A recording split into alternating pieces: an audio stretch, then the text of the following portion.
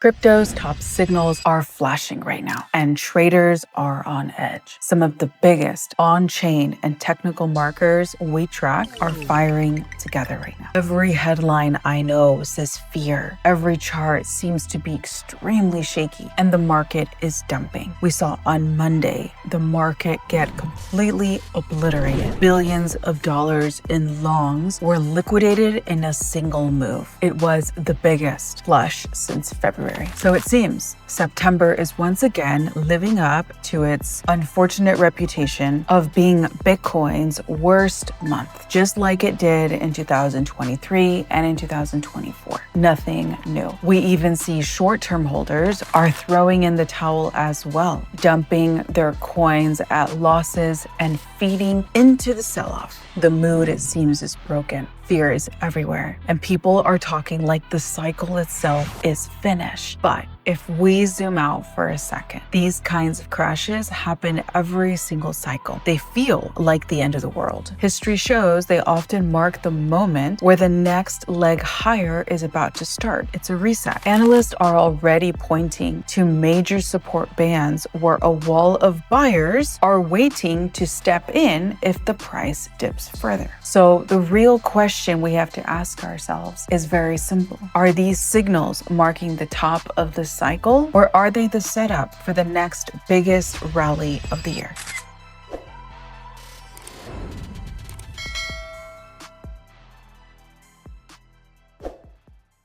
Now, in past cycles, September has almost always been the pivot point. In 2013, 2017, and 2021, September marked the end of accumulation before the final push. In two instances, the two came 2 months later after. In one of them, it came 3 months later. And right now, the same pattern is flashing for us again. The cycle clock is saying the same thing. Historically, Bitcoin cycles last about 1,064 days from bottom to top. Count forward from the last bottom and you land about 30 days from today. That means we're either closing in on the peak of this cycle, which I don't think we are, or we're about to see the cycle structure itself evolve into something longer and more gradual. The psychology always plays out the same way. Traders panic on a 12% dip. They sell into fear, and then Bitcoin rips 40% higher and leaves them sitting on the sidelines regretting what they did. We also see the stochastic RSI has flashed its rally signal. And in this cycle, those flashes have delivered average gains of 30%. Add these signals all together and you can see why this setup has traders split between trap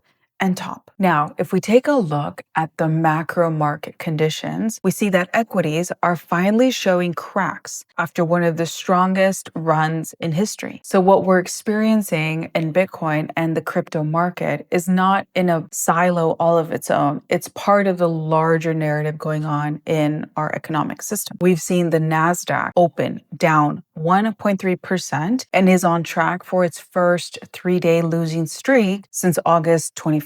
The S&P 500 is also expensive across 19 out of 20 valuation metrics, with price to earning ratios at levels that rival the dot-com bubble. And at the same time, US GDP surprised to the upside at 3.8%, beating forecasts of 3.3%. So the economy looks strong on paper, but stocks are priced for perfection. And that is why traders are nervous. Gold also just hit the most overbought level in 35 years on the monthly chart. And history has shown us that gold runs first and then Bitcoin takes the lead from there. There is also a playbook from 2024. When the Fed cut rates that year, Bitcoin dumped 12% right after. So if history were to rhyme, though it never exactly repeats itself, that would mean a dip to around $104,000 before the next move up, which would represent a buying opportunity for Bitcoin. I have to reiterate that because that's exactly where big buyers love to buy, love to reload, and we must follow in the footsteps of smarter their money. Next, let us take a look at what's going on with stablecoins. The biggest structural shift in crypto is happening in stablecoins right now. Tether is evaluating a $20 billion raise at a $500 billion valuation, making it one of the most valuable private companies in the world. Analysts are already calling this a re-rate for every token tied to stablecoin flows, which is essentially the whole crypto market aside from Bitcoin and Ethereum, because we know that it's through stablecoins first that then value flows into other altcoins. That's how people buy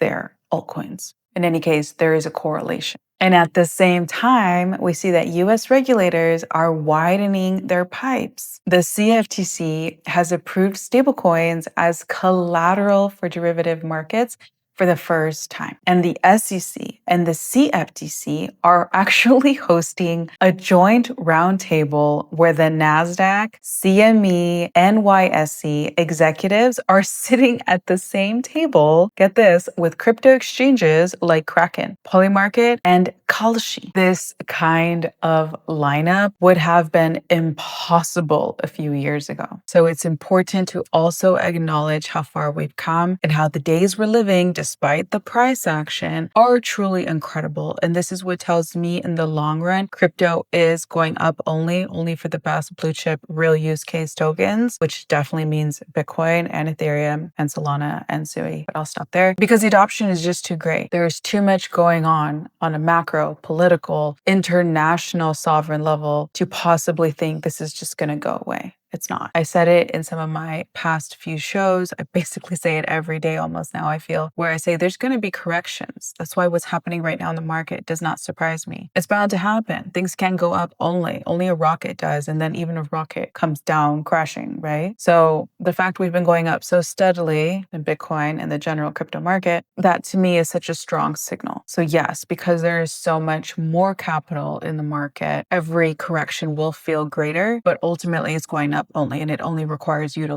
look at the writing on the wall to have an understanding of what we can see coming in the future. Anyway, we also hear that Congress is lining up hearings on crypto taxation for October 1st. This is the most crypto alignment between regulators and TradFi we have ever seen, and we can't take that lightly once again. Now let's zoom in a little bit and talk about what's going on between Plasma and Tether. Plasma is being called the closest thing to direct Tether exposure you can get in token form. The CEO of Tether, Paolo Ardono, himself has invested twice, and even Founders Fund is backing it. The float is tight because US investors are locked in for a year. Thin floats fly when hype is at a maximum, and billions in USDT are expected to move on chain day one. The team is moving very fast with products like Plasma One, a crypto card promising 10% yield and 4% cashback. There are risks, of course, though. Multiple Tether chains are launching. Pre-sale investors are already up more than 14 times, and selling pressure is coming. But this is exactly the type of story the market loves. It has the biggest total addressable market in crypto, powerful backers, and billions in stablecoins as fuel. Traders are calling it a play on trillions. So go take a look if you're interested. I'm sharing with you what's going on today. I'm not affiliated, but very, very interesting. All while meanwhile, prep dexes are hotter than ever. Aster, if you haven't heard, is exploding. Let me know if you want me to cover Aster. I think I will. The project is already making $10 million a day in revenue, second only to Tether and already beating Circle. It flipped Hyperliquid in fees and volume in recent weeks too. Trust Wallet, which I covered in yesterday's video, is also integrating Aster Perps. And we hear CZ talking about Aster. We know that Binance Wallet is also running campaigns tied to its trading volume, and whales are scooping huge allocations, including a $50 million buy in just one day. And we hear the CEO has confirmed that Aster chain is being tested with privacy features built in, and the volumes are going vertical over this. Hyperliquid fell to 10 billion, Lighter jumped to to 11 billion, and Aster is exploding from 1.9 to $35 billion. And we even see that EdgeX surged to 6.2 billion in a single week. Analysts are already saying this looks like the exchange fee mining season of 2018 or the pool 2 mania of 2021. Now remember, these narratives at the peak of bull runs tend to fly, and ultimately they do correct. So people lose a lot of money when that happens. So it's very important to stay mindful of where we are in the cycle, even though right now no one really knows exactly where we are in the cycle. As I was saying, some people think the bull market is going to be extended by a couple of years.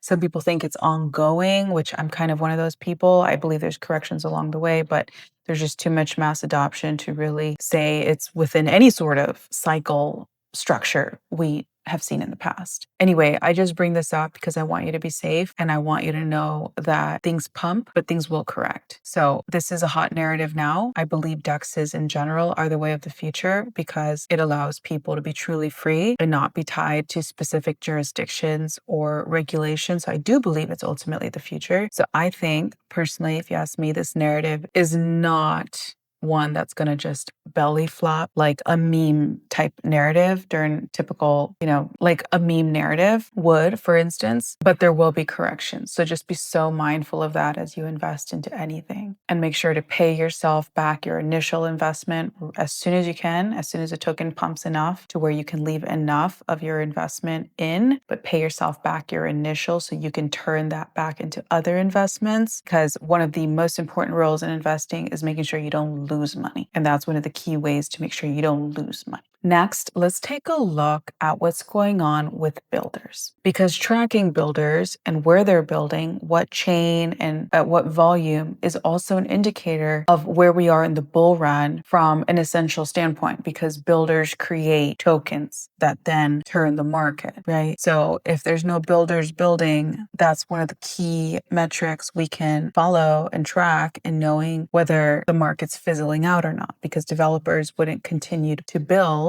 many of them anyway, if they know there's no market for what they're building, right? So you have to think about it that way. Developers always follow the money. And Pantera Capital says Solana has attracted more full-time developers than Ethereum over the last 1, 2, and 3 years. Solana actually now leads in prediction market platforms too. And just take a look at Sui. It's the only other chain besides Solana that has actually gained developers this year. With the Sui stack built, Web2 developers are flowing in and a builder boom is underway. So that's a critical metric and factor we have to consider.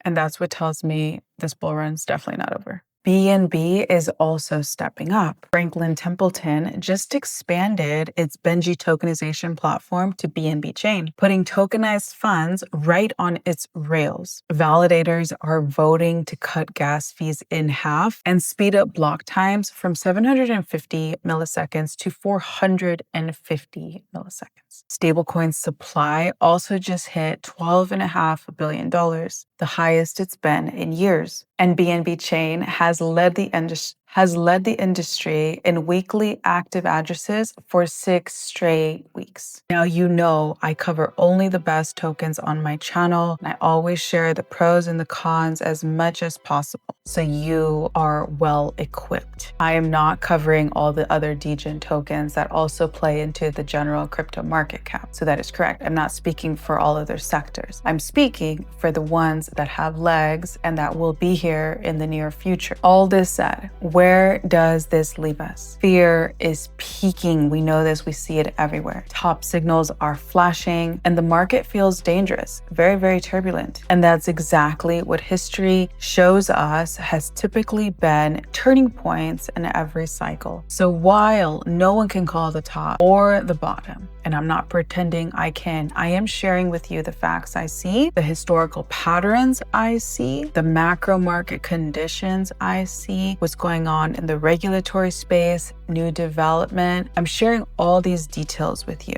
because the crowd does not do this type of analysis. They just think and see simplistically. You can't blame them. That's why they need to tune into my channel and other key top influencer, I'd say more so thought leaders in crypto than influencers. That's why it's important to tune in every day. So I hope you are subscribed and you are following my videos daily. Sometimes they're more evergreen topics, I get it, but they're topics that I prepare for you because I want you, once again, to be as prepared as possible. Anyway, right now, smart money, they see this time as everything's on sale. They see it as Bitcoin's on sale. They see it as all their favorite blue chips are on sale. Trust me, they're not sitting on their hands and crying today. They are having strategic meetings on what else they can acquire while the market's on sale. And we have to remember that the three key market makers of the world all work together: Asia, Europe, and the American market makers. And their job is designed to basically take massive profits and coordinate market conditions to take massive profits. So a lot of this does not surprise me. And ultimately, if you ask me, this is a reset. I believe the bull market is still coming, and I believe it's going to be not a normal cycle. I believe we're looking at a much longer cycle. That said, there's nothing wrong with taking some profits and protecting yourself, protect your investments, especially your initial investments, as I was saying. So there's also nothing wrong with being cautious, because at the end of the day, the winner is the person who gets up from the table having lost nothing. So ultimately, I believe in being safe and cautious. But anyway, guys, I love you very much,